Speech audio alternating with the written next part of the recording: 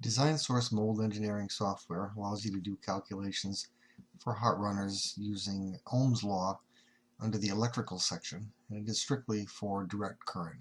I have not included alternating current calculations yet. I haven't actually needed them in my career, so I did not include them.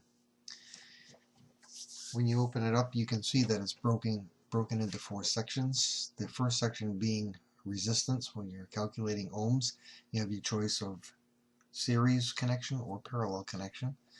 And series connection, you would have 2 heaters connected directly in front or after each other, and you would just add them. It's as simple as that. It's just an adding operation. So if you had a 35 ohm heater in line with a 45 ohm heater, you'd have 80 ohms of resistance.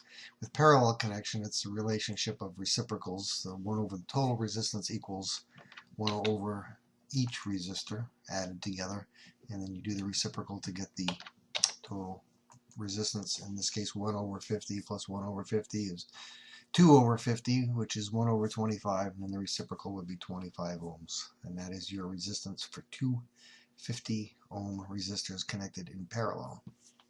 If you want to calculate your voltage, if you know your amps and ohms, you could enter your amps. Say you had 10 amps and you had 35 ohms, you'd be looking at 350 volts. It's not likely to actually be that number. It'd probably be more like this would be 24 ohms, because in the United States, 120, 110, 240, 208, 480, 460, those are more common voltages.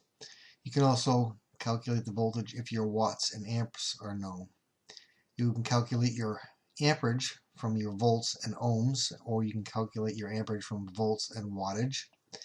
And you can calculate your power in watts with your volts and amperage known, amperage and ohms known, and also ohms and volts.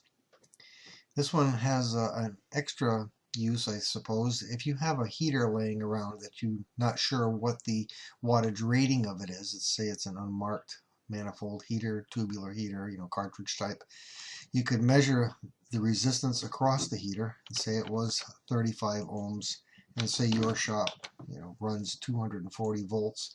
You would see that it's an 8,400 watt heater. You can use the clear function like all the other forms in Design Source to clear all the entered information and answers. You can send it to the default printer. You can return to the previous menu. In this case, because there is a previous menu, some just get launched from the main menu and there is no previous menu. You just go back to the main menu. And also close the main menu here. But if we go back to direct current for just 1 second, the last thing I was going to show you is that you have the option of just going back to the main menu or the previous menu. You can do it either way.